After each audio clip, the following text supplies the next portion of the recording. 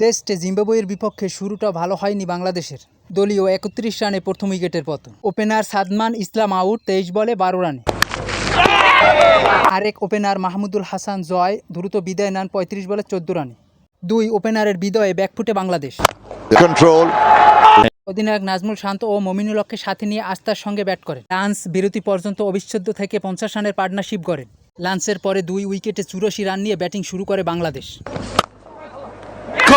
স্কোরবোর্ডে ১৪ run যোগ করতে অধিনায়ক নাজমুল শান্ত ৬৯ বলে ৪০ রানে আউট। বাংলাদেশের স্কোরবোর্ডে ৩০ ওভারে ৩ উইকেটে ১৭ রান। অভিজ্ঞ মুশফিকুর রহিম টিকতে পারেনি বেশিক্ষণ, ১৮ বলে ৪ রানে আউট। চরম ব্যাটিং বিপর্যয় বাংলাদেশের।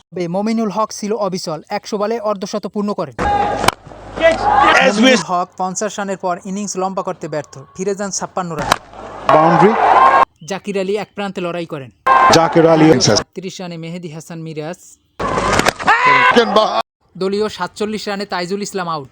৪৮.৩ ওভারে দলীয় স্কোর ৭ উইকেটের বিনিময়ে ১৫০ রান। হাসান মাহমুদ আউট ৩০ বলে ১৯ রানে। বাংলাদেশ অল আউট ৬১ ওভারে ১৯১ রান। জাকির আলী অনিক ৫৯ বলে ২৮ রান করেন। ১৯১ রান পিছিয়ে থেকে জিম্বাবুয়ে প্রথম ইনিংসের ব্যাটিং দারুণভাবে শুরু করে। দুই ওপেনার ব্রায়ান বেনেট ও বেন কুপার আস্থার সাথে ব্যাট করেন। ১০ ওভারে জিম্বাবুয়ে বিনা উইকেটে স্কোরবোর্ডে ৫০ রান তুলেন। শেষে জিম্বাবুয়ে বিনা উইকেটে